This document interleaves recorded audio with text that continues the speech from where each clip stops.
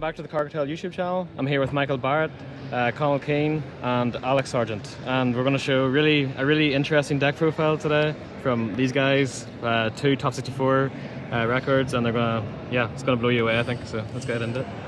So it's blind second Earth Machine. Now, it's weird because a lot of people have been playing going first. I tried it with the Infinitrax. Whenever I lose the dice roll, I would just realize it was impossible to win against Cool Tune playing the Infinitrax. Those cards are really, really bad. So I was like, I guess we'll try go second. Didn't work very well until we realized it's the Infinitrax that's holding it back. So we just cut the Infinitrax entirely, did a bunch of testing, then came to this build. So we'll go through it and you'll see the different cards we play and why. So very expected, Please for Genius. Not once per turn, not even soft once per turn. That might not ever come up, but it's huge. You can technically search multiple times, especially because Urgent Schedule summons 2. You can technically search twice in the one turn, but that never comes up. Barricade Borg. We need an extra link for some of the combos. It's nice to just have one that can generically link things off. Like technically, if you get hit with like Contact C, I guess, or something, it can be annoying. This is just a way to link it off.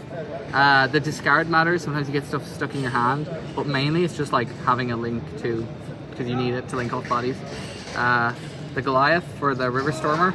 We're not playing Infinitrax, but we do play this because you need it for the combo. Anger Knuckle, normal. Clockwork Knight, and Ballista for... A lot of people actually aren't playing Clockwork Knight, or they weren't originally, but this card's really, really good in this deck. I didn't play it when I played at Nationals. I was playing K9 Infinitrax Earth Machine. I somehow didn't play this. I think I was too focused on it as a going first card, but sometimes it's literally just the fact that you can like link something off and bring back like Babel Decker can be really big, or honestly just having a way to link stuff off to get it engraved matters sometimes. But there's more engine that makes this insane later. For the XCs, Ferudrus, like some people don't play this. This is really good. It's really good with a engine card we're playing later, but in general it's just nice. Sometimes it comes up, it's nice to be insulated. If you make this against Branded, it literally just instantly cooks them because they can't activate anything, because if they ever do, you negate it and then detach another material, pop Retribution, which Retribution genuinely is so hard to play into with this deck. But if you play around Retribution specifically, you like always win that matchup. Like unless you throw into Retribution, you just always win. River Stormer, Rocket, Flying Launcher. This card is just the most insane card ever. For some reason, even though, you know, like we're doing well with this deck, so it's clearly a viable enough deck. Nobody was reading any of the cards. I was able to use this effect, detach, pop a Judgment, which means my opponent was letting me just play so far without using the Judgment that I was able to just summon this. Now, it might have been too late by the time they realized, because Blue Train summons for effect, and the Babel Decker goes into the XCs for effect. So you're just able to, they weren't able to Judgment this, which is very nice. Lieb, obviously you need to kill. Triple Gustav Max. Comes up for, well, the FTK, but we'll show that later. But it honestly sometimes comes up going second. I played against Cool Tune, and I was in a game stage where I Book of Eclipse a bunch of their monsters, and I just killed them, burnt them before even going into battle phase, because it was just easier than trying to hit over or something. So you just make this card over and over again. Genuinely, like, there's no reason like not to make it. If you're ever, you can even sometimes your opponent has an out to leave. Theoretically, until you start making just a bunch of Gustav Maxes, and then any monster attacking to anything they have is just going to kill them because they're on like 2,000 life points. That's weirdly how you play around cards like Super Poly sometimes, is not by having a way to actually directly deal with it. You just keep threatening to the point where any monster that you have on your field is enough to kill. What is this? Gaming Gamer GG. This was Conall's innovation.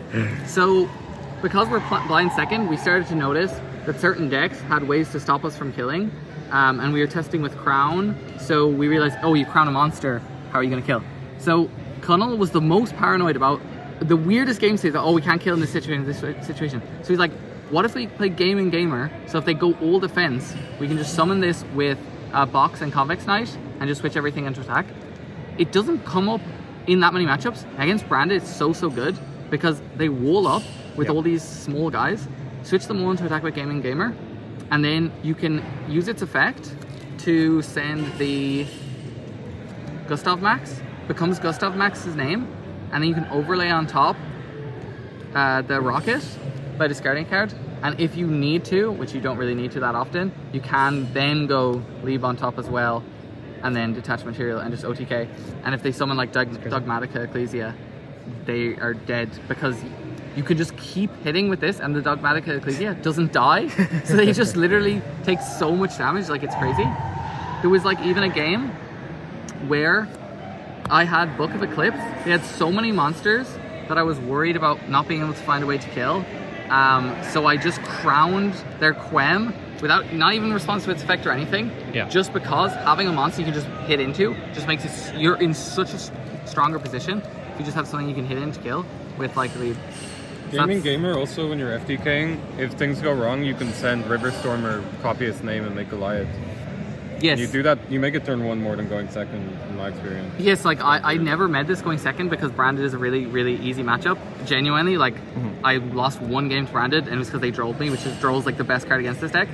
Any other games, it was like so free. I mean, that deck's like not really that good. I think it's mainly just good because it has a good Kulchu matchup.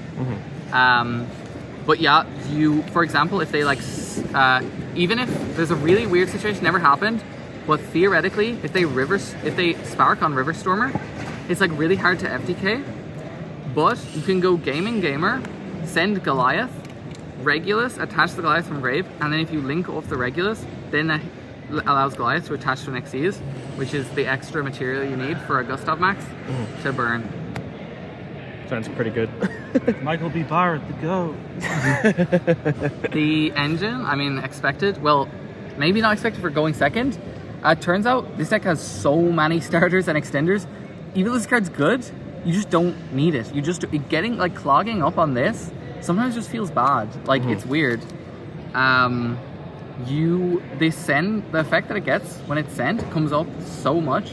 Sometimes your opponent's so focused on you activating this that they don't realize you can just set it, activate like exceptional schedule, target a thing, send this, summon back the 10, and then effect search any 10. You can search, like we're playing Kaijus, so you'll see that later. But you can search yugioh with that, which comes up. It's so nice. A funny one, I don't think it would ever come up, but theoretically, against Branded, if they're on the Diabels, if you set a card, they might be tempted to pop it. If they pop it and it's this, you search a Kaiju. So they can like just out their own Diabels. It's so funny. But then it encourages them to not want to pop the set, but there's so many sets that they should pop, so it's awful for them. Revolving Switchyard, Babbledecker, 2 Blue Train. So most people are playing 3 Blue Train, which makes sense. We were WAR for a long time. Same thing, I just realized, like, why are we playing so many starters? The deck has like 97% consistency, not including Fua, which is obviously going to draw you into combos sometimes. And not including stuff like Babbledecker, which theoretically, or Thrust we're playing, which also theoretically can get you into combo. Obviously it's not guaranteed, but it does in a lot of games. So like the deck should never brick going second. Yeah, exactly. Yeah. I'm not saying somebody hasn't bricked. I didn't brick, but it has happened, I've heard. It's 3% chance, right? As you said. But yeah, so you genuinely just need more non-engine, and you just don't really miss it. Like you can't play really badly, because there are technically situations where if you draw too many of the trains and then you start doing some like blue for Switchyard and then Switchyard search, you turn off your urgent schedule because you don't have any more, because you are literally playing 3 10s. So you need to not mess it up, but like it's genuinely so easy. It should never actually matter. Box, Convex, you know, very normal. Makes Gaming Gamer, and you need it for the FTK. Like, it's just extension. Like so many times you'll be playing and you'll get Ruin Force Engrave, and which is a card that I've not seen a lot of people playing. It's because the Infinitracks lock you into Earth Machine. The Infinitracks are so bad, you get to play this card if you don't play them. You can go like make Ballista, search, box, search, convex, summon back Runeforce by banishing stuff in grave, convex summon, become a 10, make whatever. I've made Verudris like that sometimes, if I'm like really insulated. You can just make the leap to kill, you can make flying launcher, whatever, it's so good. Speaking of Runeforce, 3 scrap recycler. This is like Harvester if it was good and didn't lose to everything. Like genuinely, this is so much better than Harvester. I was like not a believer. We were playing like one of this because I didn't want to play Infinitracks. And then Alex was saying like, oh, I kind of want to play 3 scrap recycler. And I was like, I guess, I don't know. I don't think it's that good of a card. Then I started playing it more. I'm like, low-key, you win a lot of the games when you open this. So you just want to draw it. Yeah. And you get to activate it 4 times per turn over and over. Genuinely. So you can like normal it. It can dump like Blue Train, link for Clockwork, Blue Train, summon it back, effect, send again. Like go, you can send Babbledecker and then go to Clockwork, send the scrap, and then summon a Babbledecker. Like so, it's so nice. And it is so nice because this deck struggles against draw so much. This literally makes it so much easier. Like there are so many games where you get trolled, and if your opponent doesn't actually have a crazy board or you have breakers, Scrap Recycler is still killing. Like you can kill under draw, which is you know, whereas like if you start with Harvester, you're going Harvester, add Brutal Dozer, like summon, you start doing all this, you end on nothing, you don't make anything, you're not killing. I genuinely, like unless I'm missing something obvious, you cannot kill with just Harvester if you get trolled. You can't do anything. Genuinely, like it's so bad, and you have to play cards that are so bad. Like Trencher, it's the worst card ever. Brutal Loser is genuinely not even that much better. They both feel so bad. I love Infinitracks, so I'm not saying it's like obviously I played them at Nats and I did well, but when you actually start thinking about them and start thinking about like the games you lose, you notice there's a lot of Infinitracks in your hand in the games you lose. So this is like non-engine, I guess. So Pot of Sloth. In the main, yeah. Yes. Well, you're going blind second. This is one of the reasons to go blind second. It might be like actually the only reason truly to go blind second, because it's probably the card that gives you, you know, the engine's nice going second, but this is the card that gives you a huge advantage. I mean, if you activate this against Branded, you basically instantly win the game. Draw 7. They have no negates for it. You draw. There's games when I would just draw like Duster, Starter, Extender, Crown, Droplets, all these kind of things. You just get to put back all the cards you don't want to see, all your, like, you have some Garnety things, like, you know, box. It's not too bad. Like, I never felt awful. Like, even opening Runeforce is just fine, but it's not good. It doesn't do anything on its own. This is so good. So broken. You have to be careful, though. You can get rolled after this, and, like, so many times, I would, like, go Sloth, draw, put back, and if you don't specifically plan for it to be droll straight away, you just instantly lose because there's so much stuff that searches. But if you actually play around it, I don't think it's even that big of a deal, because you can add, for example, if you get Urgent instead of Exceptional, you want to add Urgent, even though it's the worst card. The fact that it doesn't search means, you know, you can actually beat droll. 2 Thrust. I mean, like, this card is a normal spell.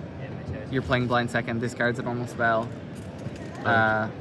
You know, it's just, there's another crazy card, but we'll have to reveal that at the end. That's the huge innovation. Probably the thing that made the deck actually insane. It's better than Pot of Sloth and Exceptional Schedule. Genuinely. I don't know how that's true, but it is genuinely true, and I did not see anyone playing it in this deck. Nobody knows about it at all. It's because... Way too good. Well, we'll see. I'll see. I don't want to explain too much. World's yet. first. Call by, I mean, you lose to draw. You want this. It's just fine. When you're going first, you love seeing this card. I mean, it's just call by. Like, you know, there's some games where you're like, it's like mid or whatever, but very few.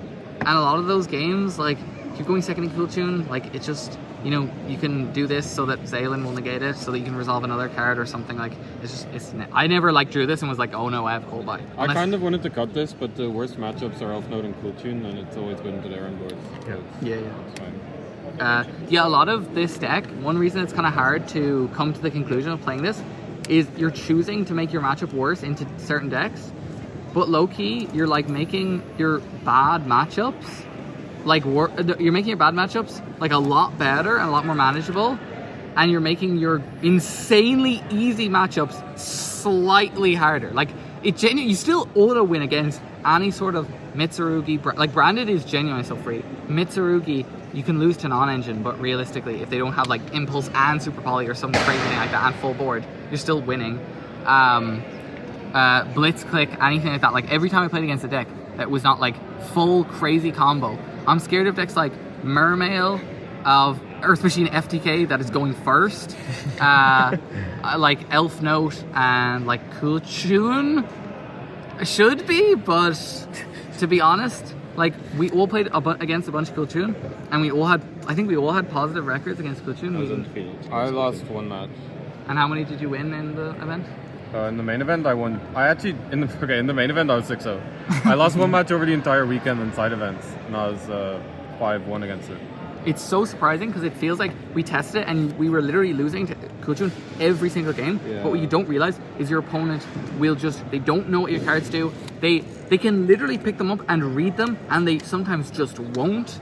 Some of them will, and they won't interpret it properly. They won't actually understand what you're going to do. They'll read it, they'll be like, oh, this adds something, and then they'll let it just leave their mind, and they won't actually think about what they're playing around. 2 Crown. We played Crown and it didn't feel great because we were losing to Kulchun, but we were only losing to Kulchun when we were playing Kulchun because we knew what our deck did. Yeah. I wanted to bring Crown back in because I wanted another main deck card for Kulchun, but a lot of the time, to be fair, to beat Kulchun, the ones where you beat it like really easily are the ones where you open, like the top 7 cards of your deck are unique. It doesn't really matter what cards they are, but when you start doubling up on cards, it gets really, really difficult because they can, like, if your top deck is already in your hand, they can just give you another copy. So I didn't want to see like 2 Crown, and it's not that good of a card. It's just like decent. It's kind of nice. In one of our other builds, we had like no good non-engine when we go first. It's kind of nice that sometimes if you do not resolve like the first turn combo, this can just stop Kulchun. Like it's very, very nice. Droplets. This is like honestly one of the best cards. This is so crazy. In a board breaker deck, in this deck, so many things you just discard for your hand. You don't care about them. You can, against Branded, sometimes you can just like negate like 3 or 4 cards on the field because then you have so much follow up and grave and everything, and you just don't care. You can go like normal Scrap Recycler effect, then droplets, and send the Scrap Recycler, and you're just getting most of the value from the effect on someone anyways. Elf Note is pretty bad, but sometimes Droplet just breaks their entire board. Yeah, Elf Note is honestly might be the worst matchup. It's hard to say. Maybe in a perfect world, Kulchun is still the worst matchup, but people play Kulchun like badly into this deck. But it's a lot harder to play Elf Note bad into the deck because Elf Note just hand rips you, and then they have like negates. So most of the time they're not even letting you resolve any cards, so they don't even have to think. They genuinely like, because we're just letting them full combo. We're not like hand trapping them at all. Yeah. Book of Eclipse. This card is insane. Good in Kulchun. Insane into Branded. Another reason it makes it just so free. How many times I did this? Against Archmage. I played against Archmage. I Book of Eclipse them. It genuinely outs like their entire board. I literally cannot even imagine in my head. I don't know what else they had. Nothing. They have nothing. maybe somebody thinks they have something, but I didn't see anything, personally. Yeah. It's just so nice into Kulchun. Just forces interruptions. Blitzclick, so good into that deck. I know it's not a very, like, I played against 2 of it. I don't know why. That deck seems pretty bad, but whatever. It's just good. It's like not a single game did I draw this and I was like, oh, it's so bad. Can save you if you like go first and you get hand trapped to death, because against Kulchun, sometimes just doing this, bucking their monster, it's very hard for them to continue to play. Unlike Droplets, that doesn't really actually do that much because just negating an effect doesn't stop them. And if they get going, you're dead. Like, we played 2 Droll.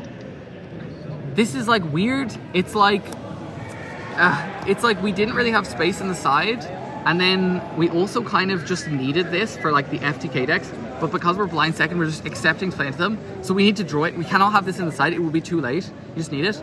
Against Kulchun, it's like cope, but it's like good cope because that matchup can be tough. So the fact that sometimes your opponent will just open a hand that just plays really badly into this, and then you just auto win. Like, if they normal summon, if they are not searching with Rotary as their first search, or one of, you know, obviously their first in the first chain of searches, like, I think they've just lost the game. Yeah. Like, we're so good at breaking boards, they cannot make a board. There's no half board. Half boards are not real. Like, people would talk about like decks like Mitsurugi as if they make a board. When you're playing this, you genuinely don't even see that as a board. Like, it's actually so fake. Yeah. The branded board has a lot of interruptions technically. Fake. Doesn't have omnis, doesn't have negates. It's fake. Cool Tune, an actual board, because it has hard negates. You need to be stopping things. If you're not fully stopping us, as soon as a card resolves, I'd love to see the win percentage when one starter resolves. Genuinely, it's so high. A lot of the games you lose, not a single starter resolves. Yeah, the problem is them knowing your hand and you usually have like 1 or 2 engine cards and they can just know that you have them and stop them, whereas the other decks are just so scared of everything. Yeah, no idea. No idea what to expect either. Exactly. That's why you can sometimes beat Elf Note. It depends, but sometimes because they don't get to see your hand, you have sort of a chance, but it's still very rough. Fua, I mean, that's how you beat Elf Note. Like, these kind of cards limit the big combo decks and give you a chance. I drew this against Mermail, which was really nice because he hand rips me, but he can't combo, so he just has to pass. And if I have any starter, I win. And I had a starter, so you know, it's the same logic.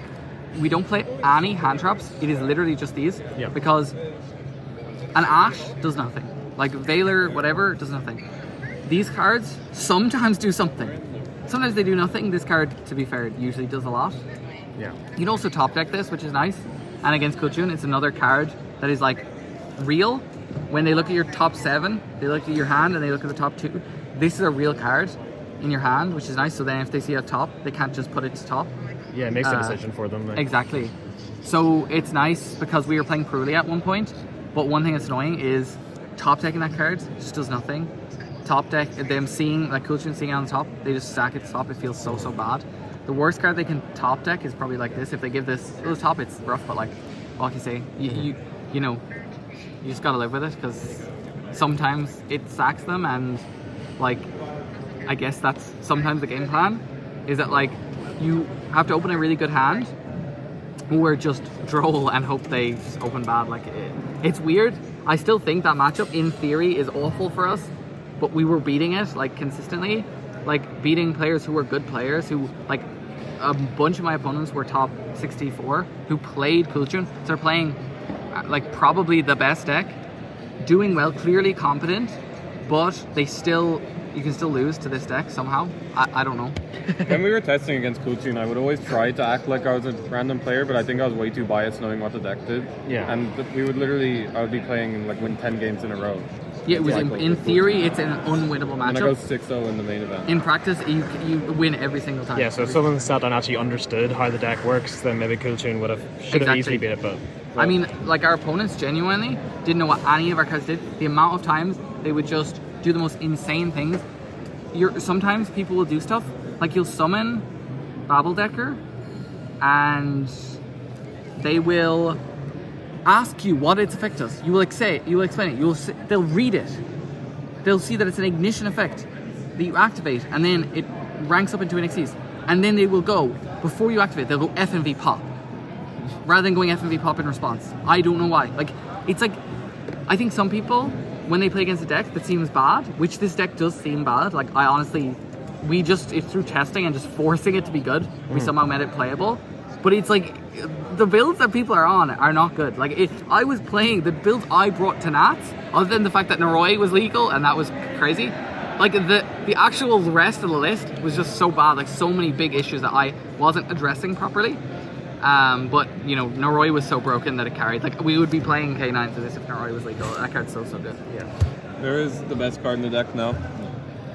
Subspace Battle. Genuinely, it's a generational card. So, some people have played this in bad decks like Enneacraft. It's actually crazy that they play this card because, like, it's just disrespectful to Subspace Battle. Exceptional Schedule, I said, was a card printed in like 2028, 2027. Like, it's so broken. Then Pot of Sloth I'm like, this card is so broken, this card's so... And somehow Subspace Battle is still better. You have so many big guys, you are adding 3 off this. So you are just going +2. And the crazy part is the things you're adding are actually good. So This card has the most insane amount of utility in this deck ever. It's so random. It just synergizes with everything. It's the basic play. So Alex was the one who discovered this card because he thought about it, and he thought about the fact that you can add kaijus. These are so big, nobody's playing anything that's like. Sometimes they'll try get sneaky and reveal a Murakumo. This thing's still bigger than Murakumo. The Murakumo dies. The funniest part is all the revealed monsters can't activate their effects that turn. So what they'll do is they'll read this card. Every single time my opponent said, "What does this do?" I handed them a card because I'm like, if I describe this, you'll misinterpret it. They read the card, every line of text. Then they completely ignore everything they just read, and they reveal Murakumo. Murakumo will get destroyed.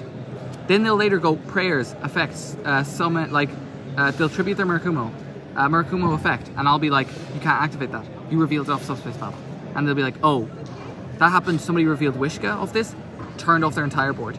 People reveal hand traps off this that they have in hand. They'll reveal Harmonia while they have a Harmonia in hand. Like, if your opponent plays around this card is the best card in the deck. If they play into it, it should be banned. Like, it's actually, if there was a card that actually did that made your opponent turn off half the hand traps in their hand, turn off their Murakumo, turn off their yugioh, just for no reason, and then let you add 3, it would be banned. Like, it would be banned, but people just don't. I don't know why. I actually don't know why. There's so much text on it. They just read it, and they're paying attention to one thing, but they're ignoring everything else. There was a time where my opponent revealed Harmonia Ash Bell and had all of them in hand. Like, it's just crazy. Like, imagine if there was a card that said that. Negate 3 hand traps and add 2 kaijus and an extender. Harmonia maybe happened 5 times, but it's just big. They like to do it and not realize that it's in hand. Most people just try to reveal the biggest monster. They don't think about what that means. That's why they reveal, like, yugioh, because that's big. That's why they reveal Harmonia. They reveal... Sometimes, like, the only people who don't get screwed over by this really bad is branded. Because a lot of the time they'll reveal, like, Eluber, which they might think it's going to have the graveyard effect, but it doesn't matter that effect anyway, so they're not actually screwing themselves. And they'll do, like, the Albion Dragons, for follow-up. That's fine. Follow-up does not exist. If you enter the end phase in this deck, you've lost. But that doesn't happen that often, so it's fine. Carnot this card is so good. It's so funny because it's so bad. Like, you read it and it's just so awful. But it's, like, genuinely what unlocks so much of the power of the deck. So it's a 3k guy that you can reveal off Subspace Battle. It has a summoning condition, which is like a canine. If your opponent's activated a monster effect in hand or graveyard, you can special summon it as a summoning condition from grave or hand. So you activate Subspace Battle, add Kaiju, Carnot. Decks like Kultune, decks like Branded, they don't have anything big enough to check the Carnot. You go Kaiju them, special Kaiju to your field because they control Kaiju, special Carnot, overlay. If you need to get into Engine, Flying Launcher. If you have Engine in hand, you just make Vrudris because you're not locked. And then you make Vrudris going second. This card's so broken going second.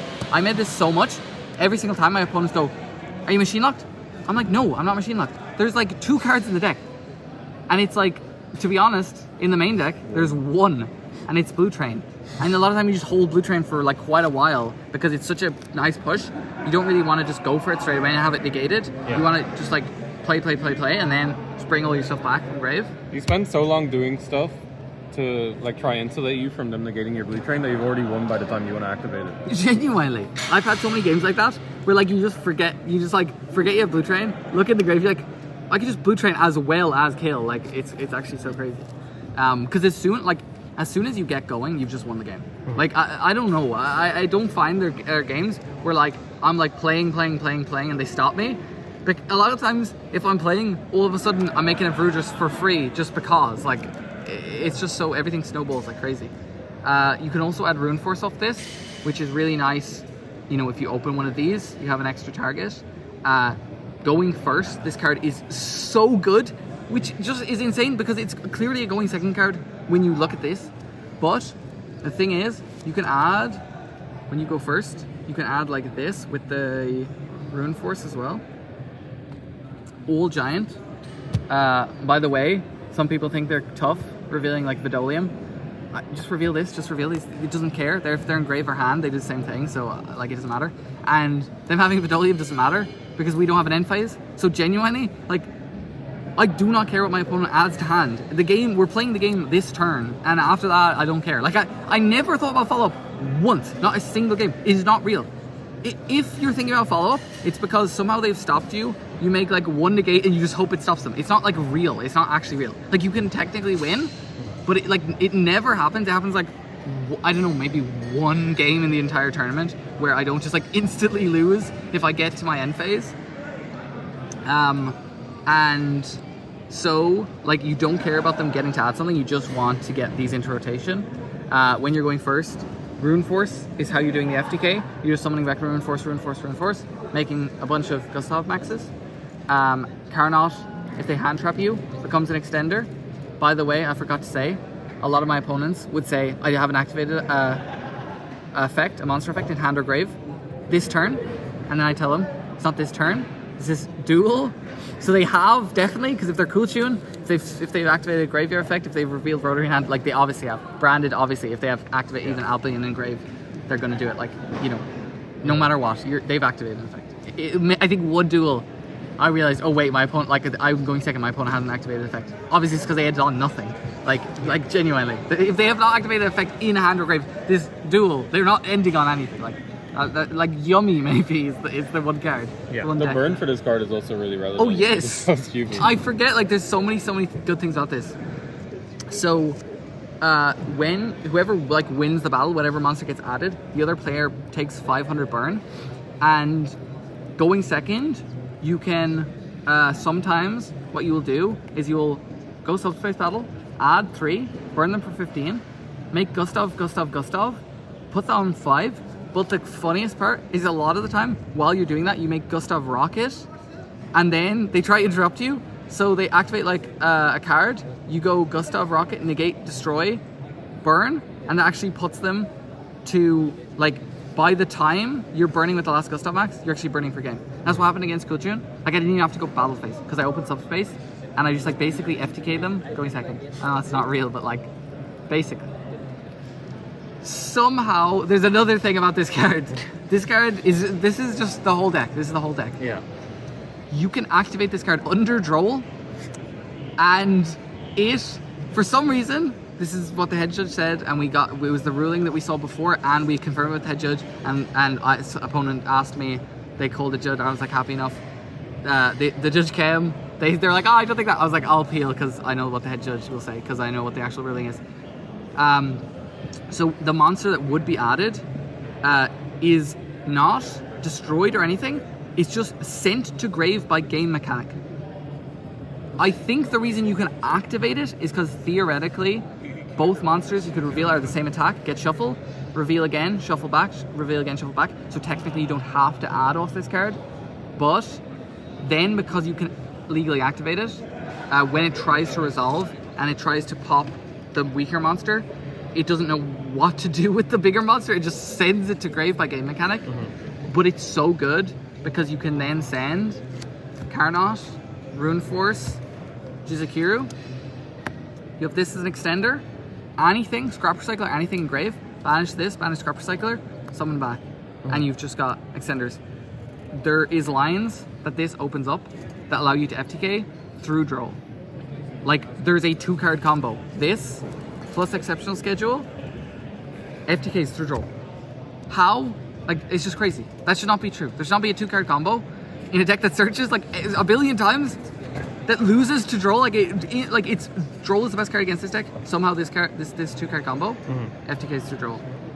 It's insane. Like, you genuinely could just talk about this card forever. Also, one time I went first, and my only engine cards were Subspace and Convex Knight, and I go Subspace, and on the third reveal he's still going for Fulos, and I get that Babel Decker and normal it and special Convex Knight. Yes. Yeah, sometimes you have to turn off your actual engine cards that you don't want to turn off because this will become engine. So for example, against Blitzclick, I open a hand, it's unplayable, can't do anything, but I have Babel Decker, so I go activate, I reveal like a big guy, he reveals like Fua or whatever, I get my big guy to hand. I realize, okay, he's just given up on this. He's not even trying. So I reveal Blue Train, which is 2,500, which means he was against Blitzkrieg, so he had Wishka. He could have technically went Wishka, and it would have stopped me. That's not a good play, but sure, like he could have technically done that if he had, had clairvoyance and just knew what I had. So I add Blue Train, and I go normal summon Babbledecker, effect Babbledecker, special Blue Train from hand. Blue Train doesn't do anything, it's just a 10 that's completely turned off for the whole turn. But now you just make it rank 10 and you just FTK. So I just FTK'd him. Even though I opened unplayable with this and Babbledecker, which is not a combo, neither of those cards like could do anything. It's just FTKs somehow because that's what Subspace Battle does. This is kind of why you play Trust.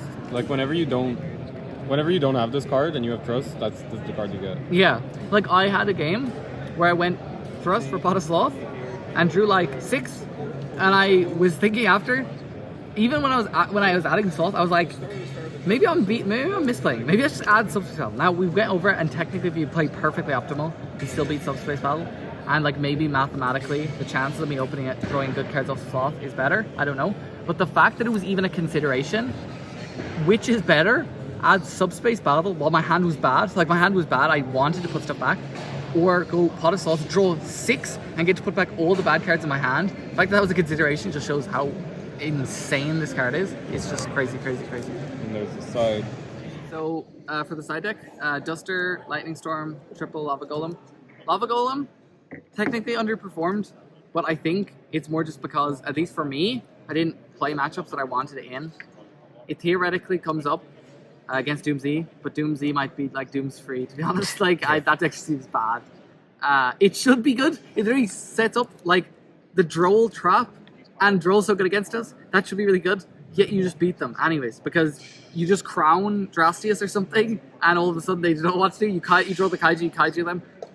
There's so many times you just win anyways. It's so funny. So many matchups like that are like, oh, in theory this should be hard. It's never. There's so little matchups that don't feel insanely free. It felt like disgusting. I felt like when I played against Mitsurugi, I was like 8-1. It was round 1. I played against Mitsurugi. I felt like I was playing, and this is nothing to do with my opponent. They were playing completely fine. Maybe misplaying a little bit because they don't know my deck. They weren't like a bad player. I felt like I was playing at locals. Like there was no difficulty, no challenge, no mental. It was literally, I just have so many cards in my hand that are so good. Every card in this deck feels so good. Unless you draw like the bricks, and the bricks in certain combinations are good. But if you do draw like Box, Carnot, Rune Force, like it can get kind of cloggy sometimes. But in general, if you don't draw like a bunch of them, every deck that doesn't just like stop you entirely, it just feels like fake. Like all their interruptions are like, okay, Murakumo, blow up my field. Okay, effect, Blue Train, summon back. They go like Purification on something. I'm like, sure, okay, Urgent Schedule, summon 2 from deck, link off, like Rune Force, summon back, make Ballista. Like you just constantly, you could just link things off, just go like constantly comboing. This is like maybe hard for like Spell Canceller, for like Elf Note.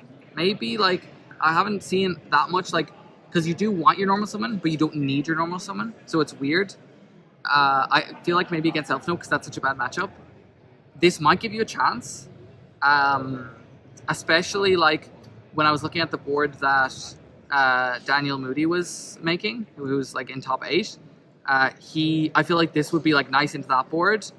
Unlike a lot of other cards like that some of the other breakers aren't even that good into that kind of like board because of making them all unaffected and stuff like that. But this seems fine. I don't know.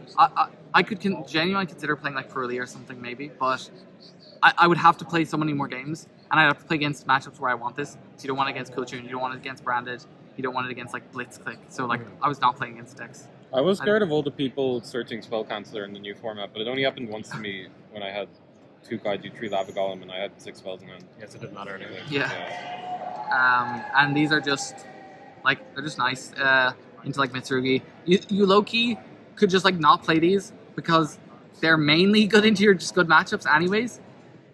It's kind of funny because like so many of the cards we'd be playing, Alex would just be like, I think this card's bad, I don't think we should be playing this. I was begging us to cut Lightning Storm. But there's no better cards. Just the one off, It's still bad, but there's no better ones. It's just like, because you have Sloth and Thrust as well, you have so much access to them if you do. If you do open this against Branded, it turns the free matchup into literally like auto win. Like as in, the only times you use against Branded are if they troll you or they have like super poly plus they're like randomly playing like or they like draw like Cold by the Grave or there's just like they have to have so many good cards in the back row, so sometimes that just helps you beat that. The stupid. This is the stupid thing. So we're playing blind second and we started realizing, okay, what if we play against a deck we don't want to go second into? What are we gonna do? Because it was kind of an issue trying to play against Cool Tune going second every time.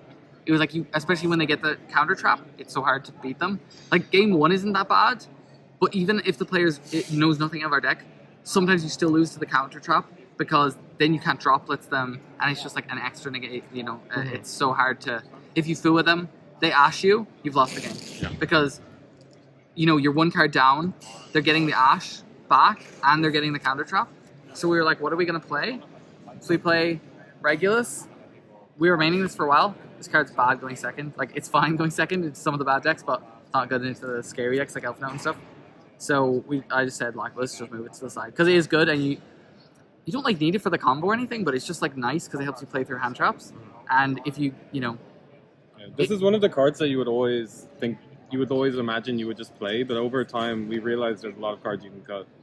It's nice into all the mid decks as well, like Branded and Mitsuki, because it just forces out an interruption, and sometimes they'll just hold all their interruptions, and having another way to force something, just be like insulated, is really nice.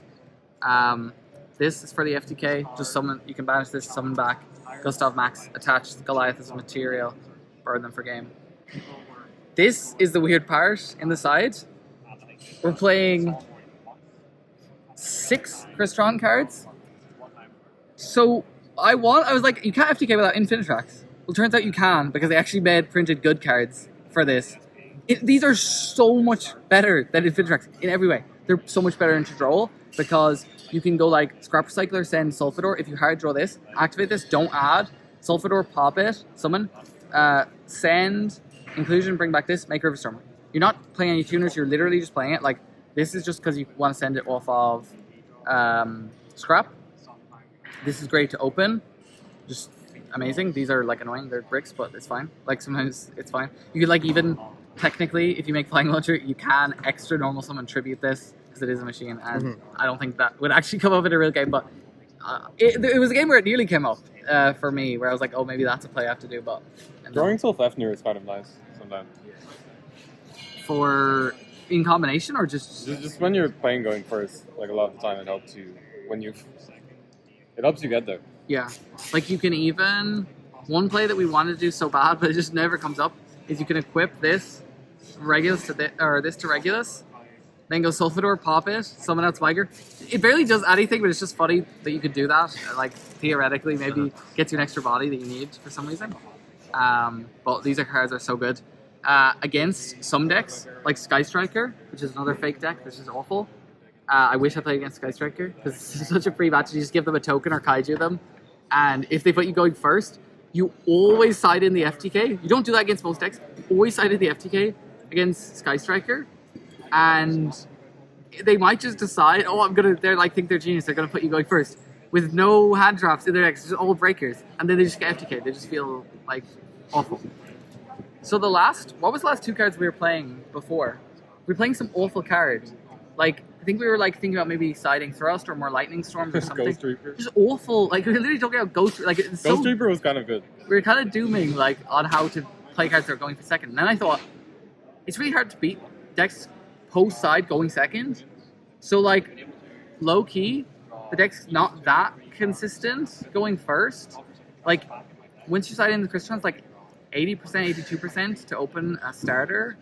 Some really weird hands can play without a starter, without like one of the proper starters. Pretty large amount of them, honestly.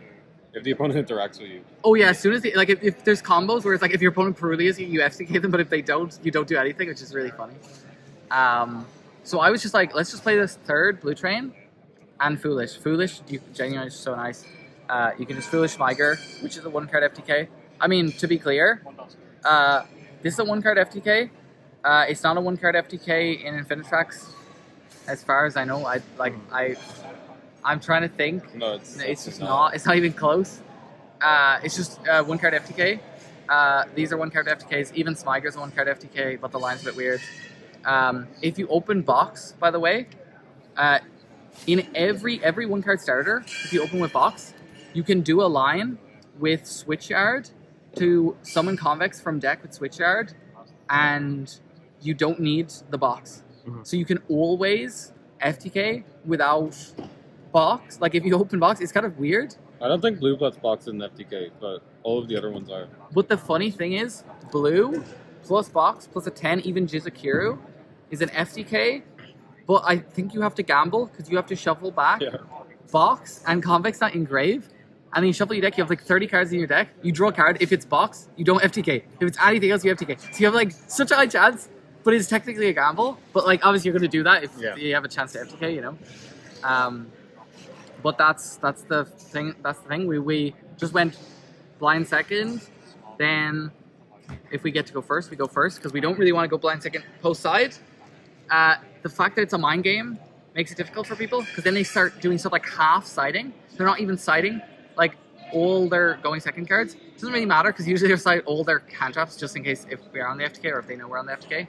But sometimes. I honestly thought about going blind second in text again. It's just very tough post side because they can have cards that are just very scary. Like if they do have spell canceller or something like that, that can be a problem. Yeah. You can just draw the out. Like if you draw Droll, Fua, Kaiju, if you have Lava Golem, if it's deck to play spell cancel, you do have the outs. But if you don't draw the outs, you just feel awful because it's very hard to ever beat that. Like, but yeah. I mean, that's the basic idea. We were winning a lot going second. It's very easy to win going second game 1. And then you FTK through so much. Against Ritual Light and Darkness, they turn 1 or turn 0 Grifo to get Mind Shuffle. They pitch, they add the Skull, pitch Diabellstar back, pitch the Skull, get the BLS. They had Impulse Spark and the BLS summon to banish, and I FTK'd through that. Yeah.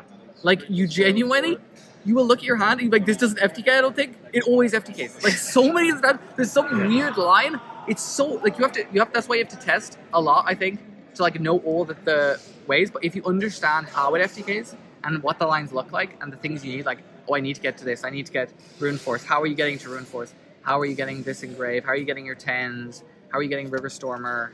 Like, when you think about all those things, you literally can FTK with so many hands that do not look. Especially as they hand trap you, turns on Babbledecker, turns on Carnot, it turns on, like, Thrust. If you give them a token or they Harmonia you can, like, Thrust for stuff. Is genuinely so crazy, like, how much you can just FTK. We made a pretty big spreadsheet for this deck, and mostly the reason we were making it was so we would learn how to play the deck while making it. We could learn the combos and then just document them. But then when he decides to play the deck like the day before, you can just tell him to spread it. It's just like, they making a spreadsheet for a deck that no one's playing is just so funny. But it low-key is like a really good way of like taking the information, double checking that you're correct about this how it works, like actually properly testing, and you start to learn like what the lines look like. I really think I did not misplay a single time that cost me a game. Sometimes I wondered, like against Invoked, I think I was kind of coping that I should have went second, because it's sometimes okay to go second against that deck. Aeon Rip is like annoying, but it's like fine, you can still usually kill, and they usually just rip the wrong thing anyway. But the problem was, like when I played against Invoked, I went first. I get Fluid, Pruliad, Ash Bell, like, okay, that's enough. Yeah. If 3 hand traps I can play through, but 4, and there's 2 Charmies, it's just like, it's too much. So maybe that was a misplay, but I don't think so. I think that's just, you know, being biased towards the fact that I lost going first. Because if I went second and I had Fua, Perulia going first, I would have felt great. Like,